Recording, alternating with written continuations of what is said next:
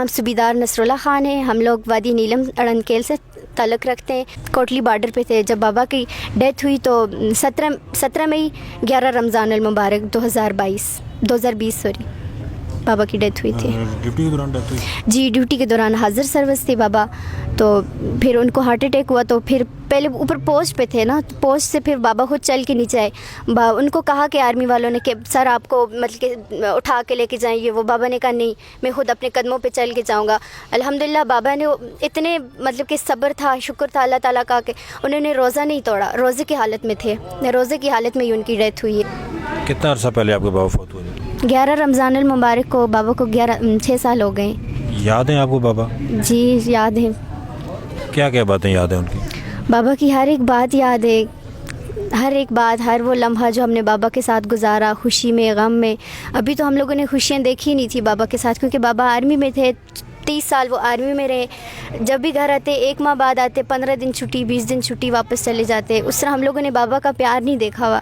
अब जब दिन थे बाबा के हमारे साथ प्यार करने के, अल्लाह ताला को यूँ ही मंजूर था। बाबा को बहुत ज़्यादा शौक़ भी था कि या अल्लाह पाक के मुझे शहादत नसीब कराना। बाबा जब भी आते थे कि हम लोगों से यही दुआ करते थे कि जा बेटा अगर मुझे कुछ हो गया तो आप लोग क्या करोगे, ये वो हम लोगों से अक्सर यही बातें करते थे। लेकिन बाबा ने ये भी कहा था कि मुझे बहुत ज़्यादा शौक़ है कि मुझे शहादत नसीब हो।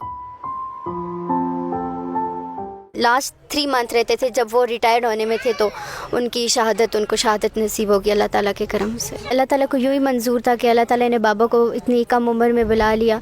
अभी ये वक्त उनका जाने का था नहीं, लेकिन अब क्या हो सकता है, जो अल्लाह ताला को मंजूर हो वही होता है। अब बस हम लोगों की भी ज़िंदगी गुजर रही है बाबा के बगैर।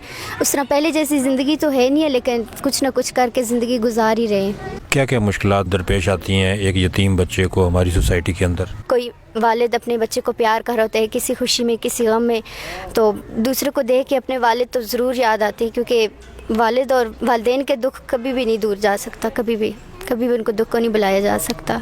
मुझे खुद भी बहुत ज़्यादा शौक़ है आर्मी में जाने का, अपने मुल्क के लिए। जिस तरह मेरे बाबा ने 30 साल अपने मुल्क के लिए लड़े, अपने मुल्क के लिए ही उन्होंने शहादत हासिल की, तो इस तरह मुझे भी बहुत ज़्यादा शौक़ है कि मैं अपने मुल्क की खातिर शहादत पाऊँ। मैं 5 साल का था जब मेरे बाबा चले गए थे। अभी आपकी उम्र कितनी है? अभी मैं 11 साल का हूँ। पापा आपको आते हैं याद? जी बहुत याद आते हैं। कि इस काम में भी बहुत बड़ी हिकमत है, बहुत बड़ी खुशी है। हम इसका शुक्रगुजार हैं, अल्लाह पाक के शुक्रगुजार हैं। ये सब काम उनके हैं। हमारे मियाँ ने 30 साल सर्विस की है, 5 महीने उनके रहते थे।